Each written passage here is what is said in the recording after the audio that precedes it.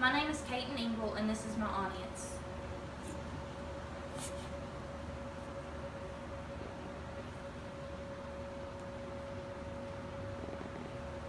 Former quarterback Brett Favre, who played 321 games over a 20-year stretch in the NFL, admitted that he's experienced bouts of memory lapses and a sign of CTE, which is directly tied to concussions.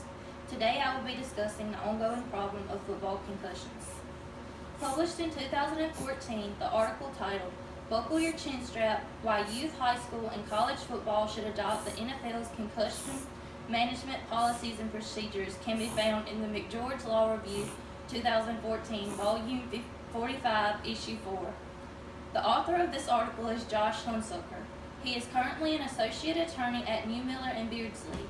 He studied at the University of the Pacific McGeorge School of Law. The article explains the effects concussions have on youth, high school, and college football players, and describes why youth, high school, and college football organizations should adopt the NFL's concussion management policies and procedures. I chose this article because I've always been a football fan. I also chose this article because I'm concerned about the effects of concussions on football players. Both my boyfriend and my little brother play football, so it is a very important subject to me. The author's thesis states that the NFL has access to cutting-edge medical research and technology, and can also institute the highest possible safety measures. As a result, the NFL has made strides to reduce the negative effects of concussions in all levels of football.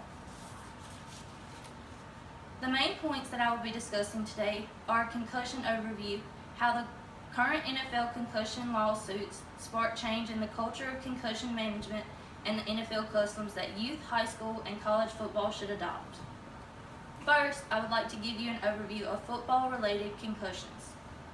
A concussion is a type of traumatic brain injury that is caused by a blow to the head or body, a fall, or another injury that jars or shakes the brain inside the skull.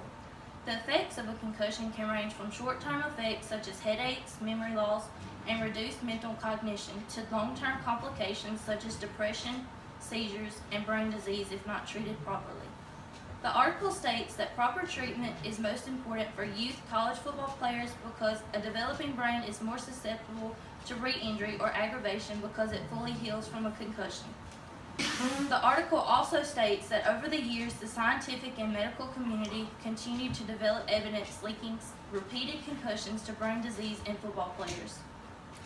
The second point I would like to discuss in this article is how the current NFL concussion lawsuits spark change in the culture of concussion management.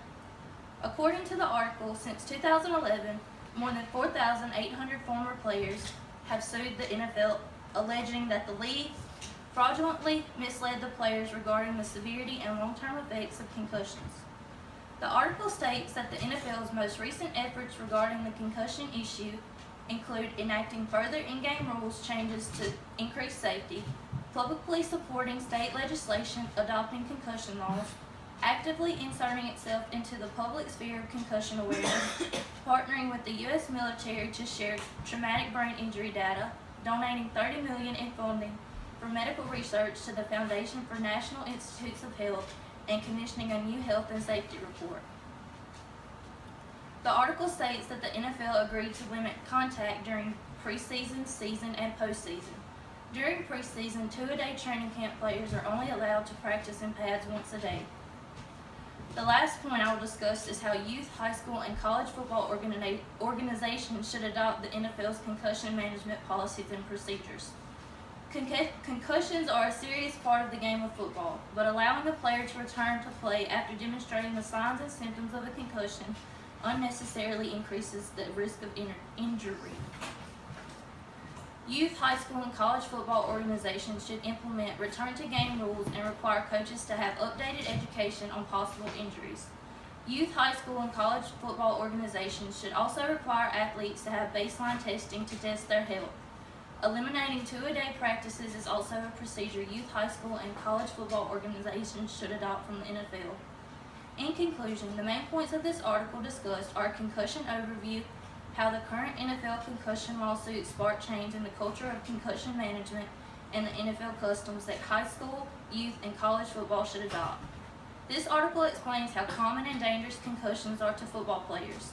This article also explains the importance for youth, high school, and college organizations to adopt the NFL's policies and procedures.